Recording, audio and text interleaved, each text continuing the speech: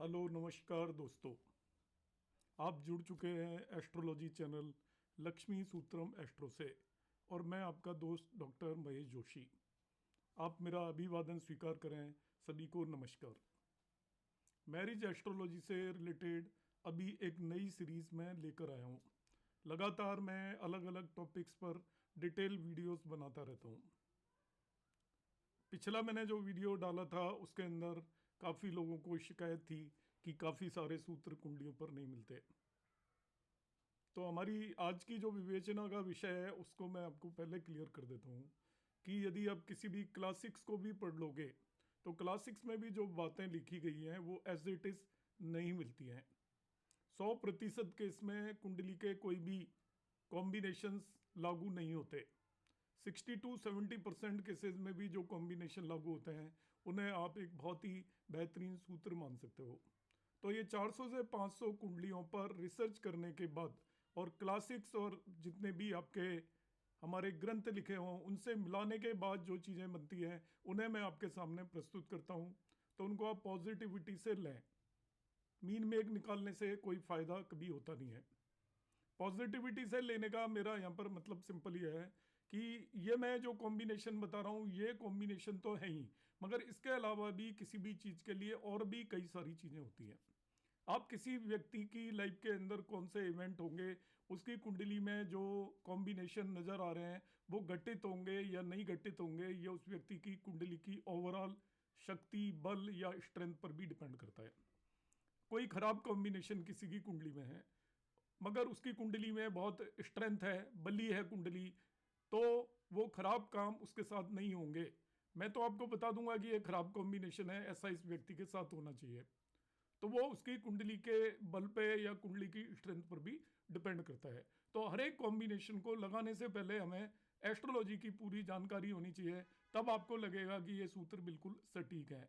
इससे मेरा कहने का मतलब ये बिल्कुल नहीं है कि आपको जानकारी नहीं है, पर भी आप उन्हें थोड़ा और ध्यान से देखेंगे तो आपको पता लगेगा कि जिन कुंडलियों में आपको ये लगते हुए नहीं नजर आ रहे थे उनमें भी लगेंगे। थोड़ा हमें फ्लेक्सिबिलिटी भी रखनी होगी। एक सूचना और दे देता हूँ। मेरा अभी भृगुनंदी नाड़ी का एक कोर्स शुरू होने वाला है। जैसा आपको पता है कि वैदिक एस्ट्रोलॉजी का मेरा फ्री एक कोर्स चल रहा है वीडियो बेस्ड, एक केपी एस्ट्रोलॉजी का चल रहा है और भृगुनंदी नाड़ी का भी मेरा कोर्स शुरू होने वाला है। जो लोग ज्वाइन करना चाहते हैं वो रजिस्टर कर सकते हैं। ये एंड ऑफ जनवरी में होगा। जो ऑब्जेक्टिव है मेरा वो सभी तरीके की एस्ट्रोलॉजी को बहुत कम कॉस्ट में सभी लोगों तक पहुंचाना। कुछ एक मैं मामूली से चार्जेस रखता हूँ वो जिससे सिंसियरिटी बनी रहे, मगर मार्केट में जितने पैसे में वो कोर्स कराते हैं उसके कंपैरिजन में मेरे चार्जेस 10 से 20% से ज़्यादा जनरली होते नहीं हैं। अब शुरू करते हैं हम cause of separation from spouse. आज के समय पे आपने देखा होगा ये बहुत बड़ा इशू है। हस्बैंड वाइफ में डिस्प्यूट हो जाते हैं, डिवोर्स हो जाता है, दोनों एक दूसरे से दूर दूर रहते हैं। तो हम कुंडली से किस तरीके से जानें कि स्पाउस से सेपरेशन होगा, और सेपरेशन के भी कई कारण होते हैं। तो आज हम इस पर डिस्कशन करेंगे, इस पर परिचर्चा करेंगे, विवेचना करेंगे और जो मेरे रिसर्च बेस्ड जो भी कॉम्बिनेशंस हैं उन पर मैं यहाँ पर बात करूँगा। इसमें आपका फल दीपिका के कॉम्बिनेशन है और साथ ही जो हमने रिसर्च की उसके बेसिस पर जो चीज़ें नज़र आई वो मैं आपके सामने अभी प्रस्तुत इसे कर रहा हूँ। For any kind of separation, आपका किसी भी तरीके का सेपरेशन होगा, चाहे वो डिवोर्स हो, चाहे आपके हस्बैंड या वाइफ कहीं दूर काम कर रहे हो वो भी सेपरेशन हो सकता है, या किसी एक की डेथ हो जाती है तो वो किसी भी तरीके का सेपरेशन तभी होता है। Afflicted seventh house main cause होता है उसका। और जो एफ्लिक्शन होगा सेवेंथ हाउस पे वो सैटर्न का शनि, मार्स मीन्स मंगल, और 12th लॉर्ड यदि वो 7वें भाव में आकर बैठ जाए या 7वें भाव को इन्फ्लुएंस कर दें। सैटर्न आपका सेपरेटिव प्लेनेट है, मार्स वायलेंस देता है और 12th लॉर्ड भी आपका एक तरीके का खराब होता है। तो 12th लॉर्ड भी यदि आकर बैठ जाता है 7वें भाव में या उसको इन्फ्लुएंस कर देता है तो सेपरेशन की वहां पर पॉसिबिलिटी होती है लाइफ पार्टनर से। कॉज अलग अलग हो सकते हैं सेपरेशन के। यदि सैटर्न 7th हाउस से लिंक हो रहा है, इन 7th हाउस में आकर बैठ जाता है तो इट कैन कॉज डिवोर्स। अब इसका यह मतलब नहीं है कि आप सोचोगे हमारी कुंडली में सैटर्न 7वें भाव में बैठा है डिवोर्स तो नहीं हुआ। ये आपका कॉम्बिनेशंस, मल्टीपल कॉम्बिनेशंस में बताऊंगा। कई सारे कॉम्बिनेशन जिन कुंडलियों में लगते हैं उनमें डिवोर्स होता है, मगर सैटर्न 7वें भाव में तो वो अलगाव तो क्रिएट करेगा ही करेगा। आपको किसी की बहुत हैप्पी लाइफ है, उसके रीजन कुछ और हो सकते हैं, मगर ये वन ऑफ द रीजन है सेपरेशन का। Sun in 7th house can cause temporary separation. सूर्य 7वें भाव में है तो वो टेम्परेरी सेपरेशन कहेगा, पति पत्नी में खिंचाव बना रहेगा, ईगो इश्यूज उनके बीच में रहेंगे, ये श्योर है। इफ 12th लॉर्ड और मार्स इन 7th हाउस, यदि ये लॉर्ड नहीं है, लॉर्ड है और Mars in 7th house, it can cause death of the spouse.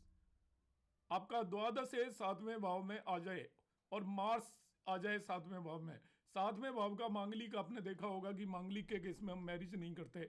7th house का मांगलिक होता है, उसको सबसे ज़्यादा खराब मानते हैं, 8th हाउस के मांगलिक को मानते हैं। उसमें ऐसा कहा जाता है कि यदि कोई एक पर्सन मांगलिक है मगर दूसरा नहीं है तो स्पाउस की डेथ हो जाती है। अब मैं ये सूत्र बता रहा हूँ, आप कहोगे कि हमारे तो 7वें भाव के अंदर मंगल है, मगर आप जब इसमें स्पाउस की जो मैच मेकिंग की जाती है वो बहुत इंपॉर्टेंट होता है सेपरेशन में। आपके जो फॉर्मूले नहीं लगेंगे वो मैच मेकिंग की वजह से नहीं लगेंगे। यदि दोनों की प्रॉपर मैच मेकिंग की गई है तो हो सकता है सेपरेशन भी ना हो। मगर एक पर्सन की कुंडली से आप देखना चाह रहे हो तो यदि वो एक पर्सन मांगलिक है तो ऐसा कहा जाता है कि उसका जो स्पाउस है उसकी डेथ हो सकती है यदि 28 ईयर से कम की एज में मैरिज की जाए। मरकरी यदि 7th हाउस में किसी भी पर्सन के आ जाता है, मरकरी ड्यूलिटी को रिप्रेजेंट करता है, दो शादियों को रिप्रेजेंट करता है। It can cause second marriage. तो सेकंड मैरिज तभी होगी जब फर्स्ट मैरिज में जिस मर्जी वजह से सेपरेशन हुआ हो। तो मरकरी 7वें भाव में आ जाए तो वो किसी भी तरीके से सेपरेशन कॉज कर सकता है। अब हम बात करेंगे इसमें जो सेपरेशन के अलग अलग हमने तरीके देखे, तो डिवोर्स के क्या कॉम्बिनेशन बनते हैं। वैसे डिवोर्स को बहुत सटीक तरीके से कोई डिफाइन नहीं कर सकता। डिवोर्स बहुत कॉम्प्लिकेटेड इश्यू है, आप कुंडली को देखकर उतने आसानी से वो नहीं कर सकते। डिवोर्स पर पूरी एक बुक लिखी जा सकती है, इतने कॉम्बिनेशंस बनते हैं। मगर हम सरसरी नज़र से जो मेन कॉम्बिनेशंस की यहाँ पर बात करें वो ये होगा कि जिन लोगों का डिवोर्स हुआ है उनकी कुंडलियों में ये कॉम्बिनेशन मिलते हैं। मगर ऐसा नहीं है कि जिनकी कुंडलियों में ये कॉम्बिनेशन मिलेंगे उनका डिवोर्स हो गई होगा। दोनों चीज़ों को समझने की कोशिश करें कि जिन लोगों की कुंडलियों में डिवोर्स हुआ, हमने वो कुंडलियों को एनालाइज किया, उनकी कुंडलियों में इस तरीके के कॉम्बिनेशन पाए गए। मगर ये कॉम्बिनेशन उन लोगों की कुंडली में भी हो सकते हैं जिनका डिवोर्स नहीं हुआ है। तो उसमें सबसे पहले है, if on 7th house there is influence of Saturn, Mars, Rahu और Sun, it can cause divorce. 7वें भाव पर शनि का, मार्स का, राहु का और सन का इन्फ्लुएंस हो तो वो डिवोर्स कॉज कर सकता है। इनमें जितने ज़्यादा ग्रहों का इन्फ्लुएंस होगा उतनी ही ज़्यादा पॉसिबिलिटी बनी रहेगी। इनमें से किसी एक ग्रह के इन्फ्लुएंस से भी डिवोर्स हो सकता है। ऐसा देखा गया है कि शनि का इन्फ्लुएंस है, मार्स का है, राहु का है या सन का है, मगर ज़्यादा ग्रहों का इन्फ्लुएंस है तो उसकी संभावना या पॉसिबिलिटी बढ़ जाती है। सेकेंड पॉइंट है, separative planets like Saturn, Rahu and Sun, any two of them are influencing 7th house और 7th Lord can cause divorce. तो यहां पर इसको थोड़ा कट शॉर्ट कर दिया गया है पहले पॉइंट को। पहले पॉइंट में तो ये चारों प्लेनेट लिख दिए, दे कैन कॉज डिवोर्स, मगर यहां पर अब कहा है कि सैटर्न, राहु और सन, इन तीनों में से कोई भी दो यदि 7th हाउस या 7th लॉर्ड को इन्फ्लुएंस कर दें तभी भी डिवोर्स की संभावना होती है। जब मार्स जहां पर आ जाता है तो उसके अंदर हिंसा या वायलेंस की पॉसिबिलिटी होती है, डिवोर्स की वजह मारपीट हो सकती है। सैटर्न, राहु और सन के केस में हो सकता है मारपीट ना हो, तो इस तरीके से ये भी डिवोर्स का कॉम्बिनेशन है। तीसरा जो कॉम्बिनेशन है यहाँ पर पॉसिबिलिटी बनती है डिवोर्स की, जब हम कुंडलियों को देखेंगे। इफ 7th लॉर्ड एंड कारक ऑफ 7th हाउस, 7वें भाव का कारक शुक्र होता है, चाहे महिला हो या पुरुष हो, दोनों के केस में। यदि आपका सप्तमेश और कारक 7th लॉर्ड और जो कारक है शुक्र आर डेबिलिटेटेड, नीच के हो जाए और वो नीच के नवांश में चले जाएं दोनों ही, मैं दोनों की बात कर रहा हूं, यहां पे एक की बात नहीं कर रहा। कहीं शुक्र आपको दिख जाए डेबिलिटेटेड है तो डिवोर्स हो जाएगा, ऐसा नहीं है। आपका सप्तमेश जन्म कुंडली में भी, या जन्म कुंडली में सप्तमेश और शुक्र दोनों आपके डेबिलिटेटेड है, या वो आपके नवांश में जाकर दोनों आपके नीच की राशि में चले जाएं, या वो एफ्लिक्ट हो जाएं दोनों के दोनों ही by separative planets like Rahu, Saturn and sun, इन तीनों से एफ्लिक्ट हो जाए। मार्स को यहां से अलग कर दिया है, मार्स वायलेंस को रिप्रेजेंट करता है, वो आपका इस तरीके की चीज को रिप्रेजेंट नहीं करता। एक्सक्यूज मी एक मिनट।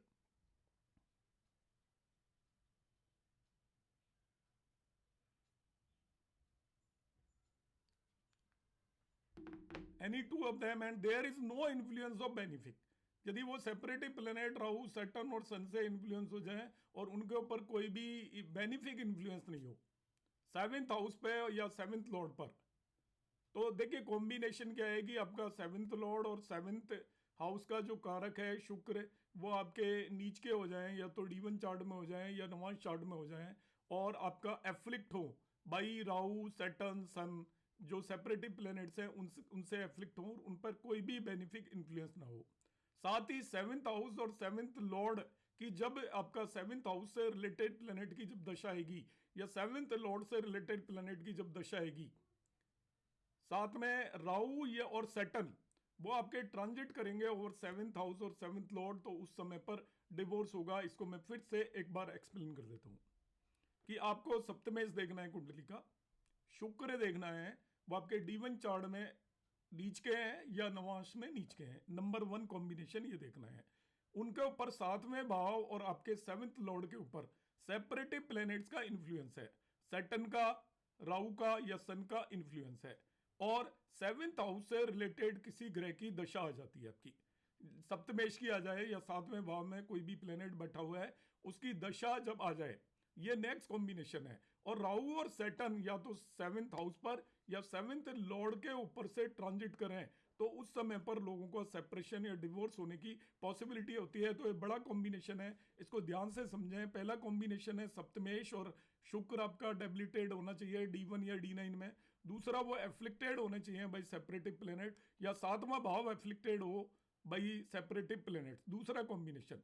तीसरा कॉम्बिनेशन है इन्हीं प्लैनेट्स की दशा आनी चाहिए जो कि 7वें भाव से रिलेटेड है। और चौथा जो आपका कॉम्बिनेशन है उसमें आपका ट्रांजिट में राहु और सैटर्न 7th हाउस और या 7th लॉर्ड को इन्फ्लुएंस कर रहे हो, तब पर्सन का डिवोर्स होने की पूरी संभावना होती है। साथ ही में एक और कॉम्बिनेशन देखा गया है कि जिस पर्सन की 7.5 पीरियड चल रहा हो, सैटर्न की 7.5 पीरियड चल रही हो और उस समय पर यदि उसके सप्तमेश की दशा आ रही है, 7वां भाव पीड़ित है और जुपिटर 6, 8, 12वें भाव में ट्रांजिट कर रहा हो उसके या इन्फ्लुएंस कर रहा हो 6, 8 और 12th हाउस में, तभी भी डिवोर्स हो जाता है।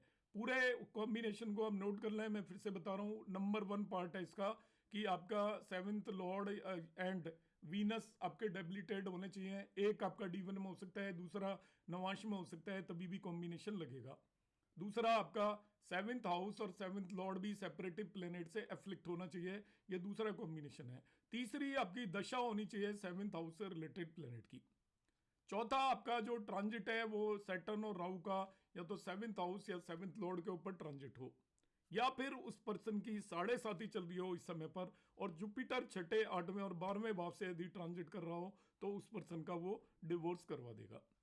अब हम बात करेंगे डेथ ऑफ स्पाउस। अब डेथ ऑफ स्पाउस के जो कॉम्बिनेशन देखे गए हैं उनकी हम बात कर रहे हैं। मैं फिर से रिपीट कर रहा हूं कि ये कॉम्बिनेशन किसी की कुंडली में आपको दिखे तो आपको ऐसा करने की जरूरत नहीं है। डेथ ऑफ स्पाउस हम कब प्रेडिक्ट करेंगे? किसी के स्पाउस की वो हेल्थ खराब है, बहुत सीरियसली बीमार है, तब हम देखेंगे कि उसकी कुंडली में क्या ये कॉम्बिनेशन लग रहे हैं। डिवोर्स हम कम प्रेडिक्ट करेंगे, कोई हैप्पीली मैरिड है उसका डिवोर्स नहीं देखना। जिनमें डिस्प्यूट चल रहा हो आपके पास आकर देखता है कि डिवोर्स हो सकता है क्या हमारा, तब आप उसकी कुंडली देखोगे। जब मैं कॉम्बिनेशन लगा रहा हूं वो आप कॉम्बिनेशन लगाओगे तब आपकी सटीक प्रेडिक्शन जाएगी। यह नहीं कि जिन लोगों का डिवोर्स नहीं हुआ है आप इसको नेगेट करने की कोशिश करें कि नहीं नहीं ये तो कॉम्बिनेशन हमने एक कुंडली में देखा उसमें तो डिवोर्स ही नहीं हुआ। तो आपको इसको पॉजिटिवली लेना है कि डिवोर्स आपको नॉर्मल लोगों की कुंडली पर लगा के नहीं देखना है। जो लोग आपके पास आते हैं ये पूछने कि हमारा डिवोर्स हो सकता है, इसी तरीके से डेथ ऑफ स्पाउस किसी पर्सन की कुंडली पर देखने की जरूरत नहीं है। मगर आपको पता है किसी के हस्बैंड या वाइफ सीरियस है या कोई उनको प्रॉब्लम चल रही है, अब आप देखोगे कि यहाँ पर कोई कॉम्बिनेशन ये लग रहे हैं क्या जो भी मैं बताऊंगा। फर्स्ट वन है सैटर्न और मार्स। एक्सपेक्ट ये एक्सपेक्टिंग नहीं है, एक्सपेक्टिंग है। एक मिनट में इसको करेक्ट कर देता हूं।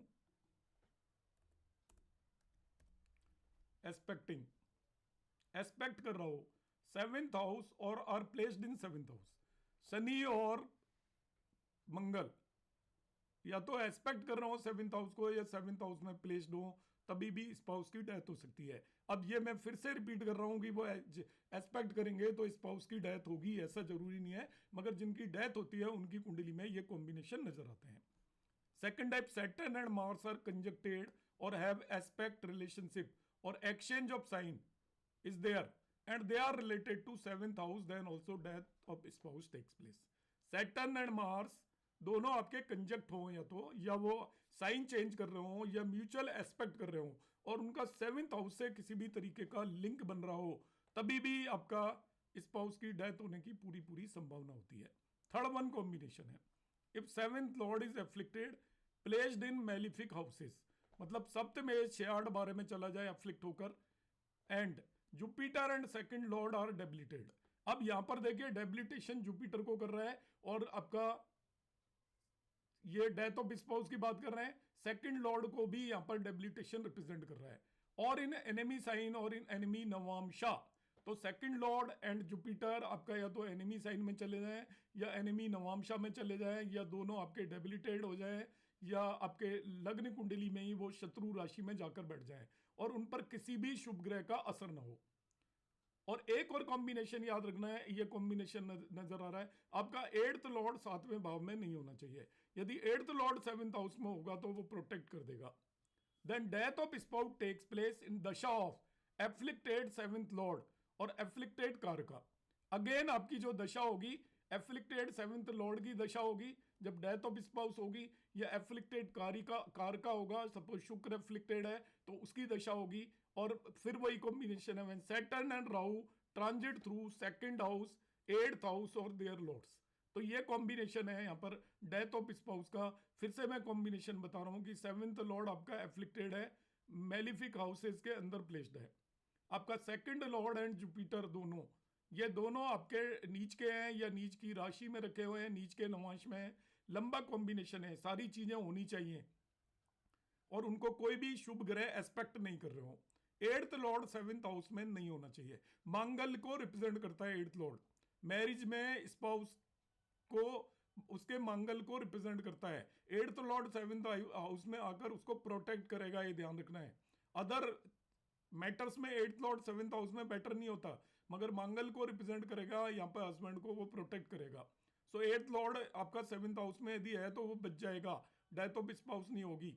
और डेथ ऑफ स्पाउस होगी इन द दशा of the afflicted 7th house, या उसका लॉर्ड की दशा होगी या कारक की दशा हो, शुक्र की दशा हो. और सैटर्न एंड राहु ट्रांजिट में आपके 7th हाउस या 7th लॉर्ड को, सेकंड हाउस 8th हाउस और 8th लॉर्ड को यदि वो ट्रांजिट में इन्फ्लुएंस कर रहे हो, यहाँ पे 7th हाउस और 7th लॉर्ड मैंने नहीं लिखा है मगर उसे भी इन्फ्लुएंस कर रहे होंगे, सेकंड हाउस 8th हाउस और 8th लॉर्ड को इन्फ्लुएंस कर रहे होंगे, तब डेथ होगी. और इसमें भी वही कॉम्बिनेशन है, ट्रांजिट में यदि सैटर्न की 7.5 चल रही है और जुपिटर 6 8 12 से यदि ट्रांजिट कर रहा हो और दशाएं 7th हाउस से रिलेटेड चल रही है, आपके 7th लॉर्ड एफ्लिक्टेड है, जुपिटर एफ्लिक्टेड है, सेकंड लॉर्ड भी एफ्लिक्टेड है और 7.5 पीरियड चल रहा है, और साथ ही साथ आपका सैटर्न और राहु या तो आपके 7th हाउस या 7th लॉर्ड पर ट्रांजिट कर रहे हैं, या फिर हम कह सकते हैं कि 7.5 पीरियड में जुपिटर 6 8 12 से ट्रांजिट कर रहा है, तभी भी स्पाउस की डेथ होने की पॉसिबिलिटी होती है.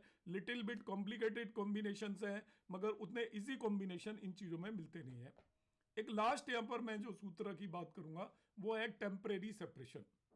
टेम्परेरी में होता है दोनों में मनमुटाव हो गया, हस्बैंड वाइफ एक दूसरे से जाकर रहने लग गए, किसी पॉजिटिव रीजन से भी सेपरेशन हो सकता है, दोनों अलग अलग जगह नौकरी कर रहे हैं या और कोई रीजन हो सकता है कि दोनों एक साथ ना रहें. तो टेम्परेरी सेपरेशन के जो कॉम्बिनेशंस हैं, when separative planet like Sun Saturn and Rahu influence 7th house. अब आप एक चीज समझ सकते हो, हर एक केस में मैंने ये कॉम्बिनेशन बताया है क्योंकि बेसिकली ये सेपरेटिव प्लैनेट है, आपका किसी भी तरीके का सेपरेशन होगा, इन प्लैनेट्स का रोल आना ही आना है, चाहे वो टेम्परेरी सेपरेशन हो, चाहे डिवोर्स हो या डेथ ऑफ स्पाउस हो.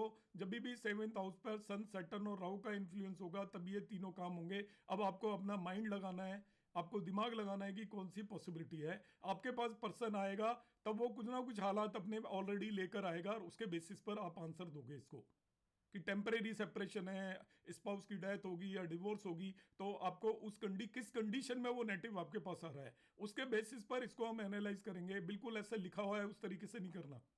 Further second point, when 7th lord is influenced by 3 separative planets Sun Saturn and Rahu, at least 2 of them influence 7th lord. तो यही मैंने आपको डिवोर्स का भी कॉम्बिनेशन बताया था, टेम्परेरी सेपरेशन का भी यही कॉम्बिनेशन है. अब यहाँ पे टेम्परेरी डिवोर्स में एक और कॉम्बिनेशन आ जाता है, if Mars is in 9th and it is conjuncted with Saturn can cause the divorce. यदि मार्स आपके 9वें भाव के अंदर बैठा हुआ है, भाग स्थान पर मंगल आपका सैटर्न के साथ कंजक्ट होकर बैठा हो, वो भी डिवोर्स का कॉज होता है। ये रिसर्च के बेस पर पाया गया कि जिन लोगों का डिवोर्स होता है उनकी कुंडली के 9वें भाव के अंदर भाग स्थान के अंदर मार्स और सैटर्न की युति पाई जाती है। वो वहां से मार्स और सैटर्न की युति को हम देखते हैं भाग स्थान पर, तो महिलाओं की कुंडलियों में जनरली 9वां भाव उनका देखा जाता है कि 9वां भाव कैसा है। पुराने समय पर 9वें भाव को बड़े ध्यान से देखते थे, 9th लॉर्ड को बड़े ध्यान से देखते थे। तो ये कॉम्बिनेशन है, पुराने जो एस्ट्रोलॉजर्स है उनका कॉम्बिनेशन है कि 9वें भाव में यदि मार्स और सैटर्न की युति हो जाती है तभी भी वो डिवोर्स के चांसेस पूरे क्रिएट कर देते हैं। Further, if 7th lord Jupiter oblique Venus are debilitated, यदि सप्तमेश जुपिटर और वीनस डेबिलिटेड साइन में चले जाएं, एनिमी साइन में चले जाएं, एनिमी नवांशा में चले जाएं, and sun Rahu and Saturn are conjuncted और एस्पेक्टिंग देम, तो ये आपके नीच के भी हो गए और उन पर वही असर हो गया, सूर्य का, राहु का, सैटर्न का असर इन पर हो गया जो मैंने आपको डिवोर्स में बताया था। वही कॉम्बिनेशन यहां पर आ रहे हैं, aspecting them, and there is no benefic aspect, and 6, 8, 12th houses lord are placed in 7th house. 6, 8, 12 के स्वामी यदि 7th हाउस में आकर बैठ जाते हैं, आपकी दशा भी 6, 8, 12th लॉर्ड की चल रही है, तो सेपरेशन फ्रॉम स्पाउस होगा। यहां पर दशा किसकी बता रहा हूं मैं, 6, 8, 12th लॉर्ड की। तो टेम्परेरी सेपरेशन और डिवोर्स में बहुत ज्यादा डिफरेंस नहीं है। टेम्परेरी सेपरेशन और डिवोर्स के कॉम्बिनेशन करीब करीब एक जैसे हैं। यहां पर भी 7th हाउस एफ्लिक्ट होना चाहिए सेपरेटिव प्लेनेट से। अब ये मैंने आपको सेपरेट सेपरेट कॉम्बिनेशंस बताए, मगर मैंने डिवोर्स में आपको ट्रांजिट भी बताया कि 7th हाउस पर सैटर्न और राहु का ट्रांजिट होना चाहिए, या आपका 7.5% की चल रही हो और इनका ट्रांजिट, आपका जुपिटर का ट्रांजिट 6, 8, 12 में हो। टेम्परेरी सेपरेशन में मैंने कॉम्बिनेशन नहीं बताए हैं। जो मैंने टोटल तीनों चीजें बताई हैं उसका जो मेन, आपको यदि आप उसको समझोगे, अंडरस्टैंड करोगे, आपको लर्न करने की नीड ही नहीं है, किसी भी तरीके का सेपरेशन है तो आपका 7th लॉर्ड और जो कारक है वो एफ्लिक्ट होना चाहिए। इन जनरल आप अपने दिमाग में ये रख लें, या तो वो नीच के हैं या शत्रु राशि में है या नवांश में नीच के हैं। दूसरा, उन पर सेपरेटिव प्लेनेट का इन्फ्लुएंस होना चाहिए। सैटर्न का, सन का और राहु का इन्फ्लुएंस 7वें भाव पर हो जाए, सप्तमेश पर हो जाए, कारक पर हो जाए। और जब ट्रांजिट जिस समय पर होगा सेपरेशन, तो आपका दो जो मैलिफिक ट्रांजिट है सैटर्न और राहु, वो 7th हाउस सप्तमेश पर यदि ट्रांजिट होगा, या फिर आपकी किसी की 7.5 चल रही है और 6, 8, 12th हाउस पर यदि जुपिटर ट्रांजिट कर रहा है, तभी सेपरेशन होगा। चाहे वो आपका डेथ ऑफ स्पाउस हो या टेम्परेरी सेपरेशन हो या डिवोर्स हो, इनमें माइन्यूट सा डिफरेंस है जो मैंने आपको बताया है। तो इस तरीके से हम सेपरेशन को एनालाइज कर सकते हैं। इसमें जो सबसे बड़ी बात ध्यान ये रखनी है कि कॉम्बिनेशन करीब करीब एक जैसे हैं, तो हम किस तरीके से देखेंगे, तो इसी में जो एस्ट्रोलॉजर की यही खूबी होती है कि वो चीज को अंडरस्टैंड करे, अपना विवेक लगाए, बुद्धिमत्ता लगाए। यानी कि मैंने यहाँ पे लिखा हुआ बताया और उसके बेस पर हम चल के चेक करें। आपके पास जो नेटिव आएगा, एस्ट्रोलॉजी में हम जबरदस्ती किसी की कुंडली देखकर तो एनालिसिस करेंगे नहीं। कोई आएगा, उसको जो प्रॉब्लम होगी वो बताएगा, उस हिसाब को एनालाइज करना है। यदि दोनों में डिस्प्यूट चल रहा है और इस हद तक बढ़ चुका है कि वो साथ रहना ही नहीं चाहते, डिवोर्स लेना चाहते हैं, तो आप फोकस डिवोर्स वाले कॉम्बिनेशन पर करेंगे, उन्हीं कॉम्बिनेशन से डिवोर्स हो जाएगा। और यदि उनके बीच में सेपरेशन की पॉसिबिलिटी है, इस तरीके से आपके पास आ जाता है कि मेरे हस्बैंड का ट्रांसफर हो गया, कि हम साथ जाकर रहेंगे क्या या हमें सेपरेट रहना पड़ेगा, तब आप देखिएगा कि ये कॉम्बिनेशन लग रहे हैं और उनकी 7th हाउस से रिलेटेड प्लेनेट की दशा चल रही है, तब तो आप कहेंगे कि आपका सेपरेशन अपीयर हो रहा है। अदरवाइज आप कहेंगे नहीं नहीं, सेपरेशन अपीयर नहीं हो रहा, इस तरीके के कॉम्बिनेशन नहीं है। डेथ ऑफ स्पाउस हम ऐसे ही नहीं देख के डिक्लेयर कर देंगे डेथ ऑफ स्पाउस। किसी की भी डेथ प्रेडिक्ट करना कोई आसान काम नहीं है। मगर यदि एक हॉस्पिटलाइज्ड है स्पाउस, ऐसे में आपसे अगर पूछता है कि आप देखकर बताइए, तब हम देखेंगे कि भाई सैटर्न और राहु 7वें भाव पर ट्रांजिट कर रहा है, उसका जुपिटर 6, 8, 12 पे ट्रांजिट कर रहा है, 7.5 भी चल रही है, इस तरीके के कॉम्बिनेशन नजर आ रहे हैं ट्रांजिट में। सप्तमेश की दशा भी चल रही है 7वें भाव से रिलेटेड, तब आप कहेंगे कि हाँ पॉसिबिलिटी है। ऐसे कॉम्बिनेशन नजर नहीं आ रहे तो हम कहेंगे नहीं, पॉसिबिलिटी नजर नहीं आती। तो अब हमें एस्ट्रोलॉजर को इन सारी चीजों को समझकर जवाब देना है। उम्मीद है आपको कॉम्बिनेशन समझ में आए होंगे। आपको जैसे भी लगे हैं, यदि आपको पसंद नहीं आए, अपने कुंडलियों में लगाए मगर आपको सूत्र लगते हुए नजर नहीं आ रहे हैं, तब आप कमेंट जरूर करें। आपके कमेंट्स को मैं क्लैरिफाई करने की कोशिश करूंगा। नमस्कार, धन्यवाद, जय श्री कृष्ण।